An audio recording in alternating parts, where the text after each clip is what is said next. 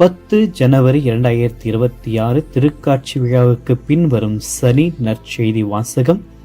யோவான் எழுதிய தூய நற்செய்தியிலிருந்து வாசகம். ஆண்டவரை மாட்சி உமக்கு. அதிகாரம் 3, இறை வசனங்கள் 22 30 முடிய. அக்காலத்தில் இயேசுவும் அவர் தம் சீடரும் யூதேய பகுதிக்கு சென்றனர். அங்கே அவர் அவர்களோடு தங்கி திருமுழுக்கு கொடுத்து வந்தார். யோவானும் சலீம் எனும் இடத்திற்கு அருகில் உள்ள ஐநோயில் திருமுழுக்கு கொடுத்து வந்திருந்தார். ஏன் அங்கு தண்ணீர் நிறைய இருந்தது.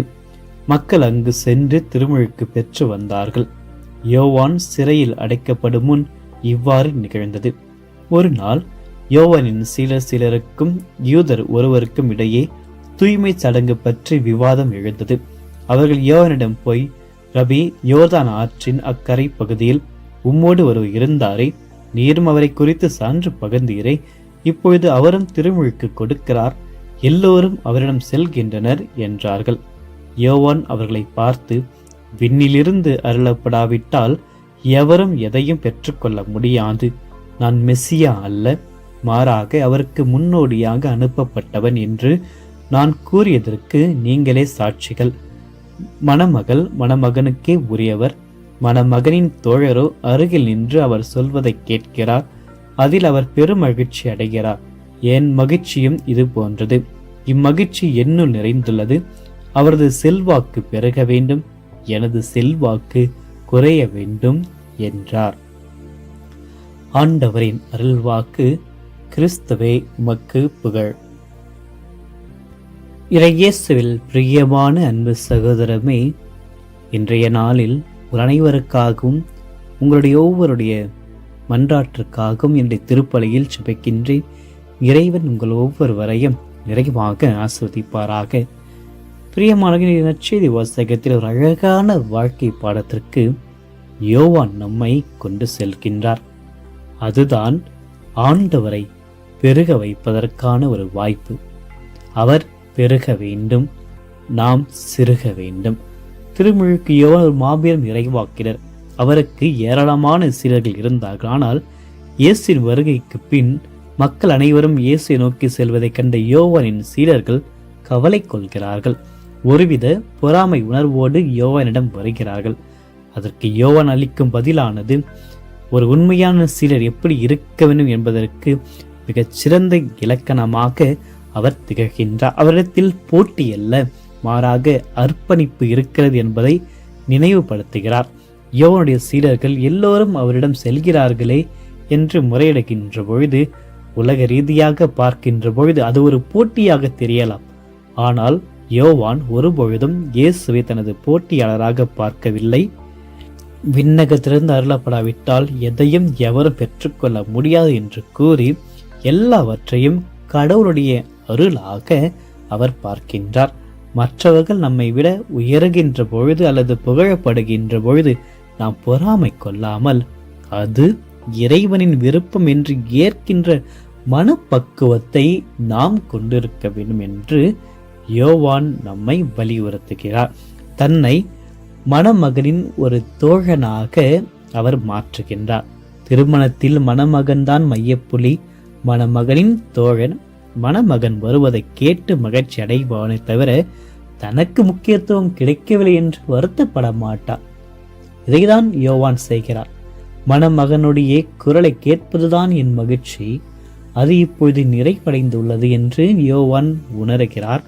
ஆக என்னுடைய மகிழ்ச்சியானது என்னுடைய மணமகனை நான் முக்கியத்துவம் அளிப்பதன் மூலமாக, அவருக்கு பணிவிடை புரிவதன் மூலமாக, அவருக்கு வழியாக இருப்பதன் மூலமாக நான் நிறைவை காண்கிறேன் என்று யோவான் தன்னுடைய சீடர்களுக்கு அளிக்கின்றார். அப்பொழுதுதான் ஆண்டவர் இயேசு பெருக வேண்டும், நான் குறைய வேண்டும் என்ற வரிகள் அற்புதமான விதத்தில் வைக்கிறார்கள். ஆக இந்த ஒரு வரியானது வாழ்க்கையினுடைய வரி. பிறரை உயர்த்துவதை ஒருவர் மகிழ்ச்சியாக பார்க்கின்ற ஒரு வரிகள். இது மனித ரீதியாக பார்ப்பது மிகவும் கடினம். போட்டிகள் நிறைந்த இந்த உலகத்தில் ஒருவர் பெருக வேண்டும், நான் குறைய வேண்டும் என்று கூறுவது ஆச்சரியத்தை அளிக்கிறது. மனிதராக இருக்கின்ற திருமுழுக்கு யோவான் ஆண்டவர் இயேசுனுடைய வளர்ச்சி, ஆண்டவர் இயேசுவினுடைய பணியை அவர் தொடங்கிய பின்பு தம்மை குறைத்து கொள்வதை தான் இந்த நற்செய்தி வாசகம் நமக்கு தருகின்றதாக. நான் குறைய வேண்டும், நம்முடைய அகந்தை, சுயநலம், நான் என்ற அந்த கர்வம் அனைத்திலிருந்தும் நாம் குறைவுபட வேண்டும். நாம் எவ்வளவுக்கு எவ்வளவு குறைக்கப்படுகிறோமோ அவ்வளவு இறைவனுடைய பிரசன்னம் நம்மில் பெருகுகின்றது என்பதை நாம் உணர வேண்டுமாக. இன்றைய உலகில் தன்னைத்தானே விளம்பரப்படுத்திக் கொள்கின்ற உலகம், செல்ஃப் ப்ரமோஷனை நாம் பார்க்கின்றோம். ஆனால் ஒரு கிறிஸ்துவ வாழ்வு என்பது தன்னை தியாகம் செய்வதில் இருக்கிறது, மற்றவர்களுக்காக உதவியில் வாழ்கின்றதில் இருக்கிறது, மற்றவர்களுக்கு பணிவிடை செய்வதில் இருக்கிறது, மற்றவர்களை அன்பு செய்கிறதில் இருக்கிறது, மன்னிப்பதில் இருக்கிறது. தன்னை தியாகம் செய்வது மற்றவர்கள் செய்கின்ற உதவியினாலும் பணியினாலும் நம்முடைய புகழ் பெற வேண்டும் என்பதை விரும்பதை விட ஆண்டுடைய அருளால் அது செய்யப்பட்டது. நாம் ஒருவருக்கு செய்யப்போகின்ற எந்த விதமான உதவியாக இருந்தாலும் அது இறைவனால் அருளால் நான் செய்தேன் என்ற ஒரு மனப்பான்மையை, பக்குவத்தை இன்று நாம் வைத்திருக்க வேண்டும். யோவானை போன்று தம்மையை தாழ்த்த வேண்டும். தம்மை தாழ்த்துகிறவர் உயர்த்தப்பட என்று இறைவன் குறிப்பிடுகின்ற. ஆகவே இன்று நம்முடைய குடும்பத்திலும் பணியிடத்திலும் நாம் ஒரு மணமகனின் தோழனாக இருப்போம். எல்லோரையும் இயேசுவிடம் அழைத்து செல்வோம். நமது வாழ்வில் ஆண்டவருக்கு முதலிடத்தை அளிப்போம். அவருக்கு பின்னால் நாம் பணிவோடு நடந்து செல்வோம்.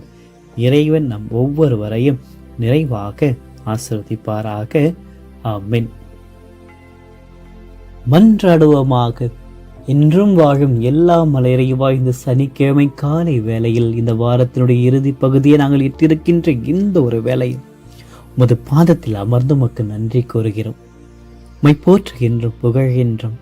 அன்னை மரியாளோடு உமக்கு புகழ்ச்சி பலியை செலுத்துகின்றோம். இந்த நற்செய்தி வாசகத்தில் திருமுழுக்கு யோவான் காட்டிய அந்த உன்மதமான காட்சியை நாங்கள் பெற்றிட, அவர் பெருக வேண்டும் நான் குறையவேன் என்று கூறிய அந்த தாரக மந்திரத்தை இன்று எங்கள் இதயத்தில் நாங்கள் சொல்லிட, அது எங்களுடைய வாழ்க்கையில் ஆழமாக பதிய செய்திடும்.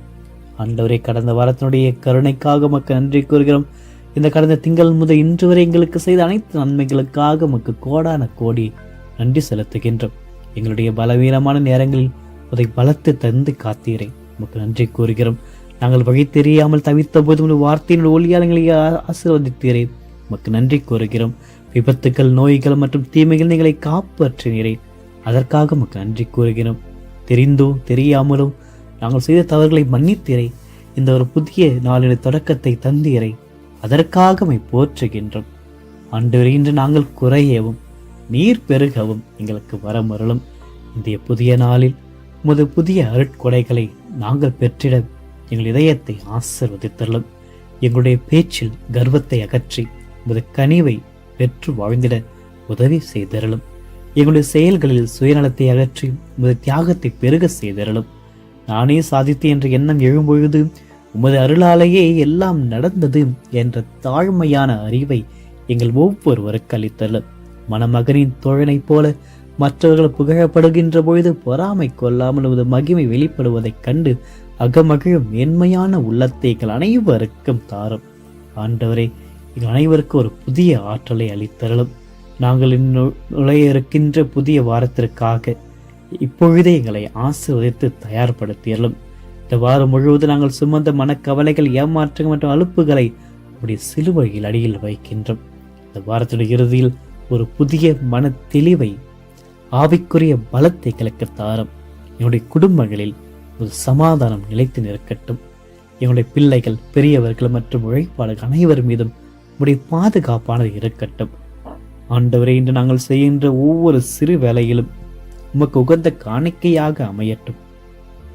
இந்த வாரத்தின் பணிகளை முடித்துவிடும் சமூகத்தில் நாங்கள் இளைப்பார்கின்ற பொழுது ஒரு மெல்லிய குரல் எங்கள் ஆன்மாவில் ஒலிக்கட்டும். நீர் பெருக வேண்டும் நான் குறையவன் என்பதே இன்றைய எங்கள் வாழ்நாள் ஜெபமாக இருக்கட்டும். உடைய பேரன்புடைய கரங்கள் இந்த நாளை முழுமையாக அர்ப்பணிக்கின்றோம்.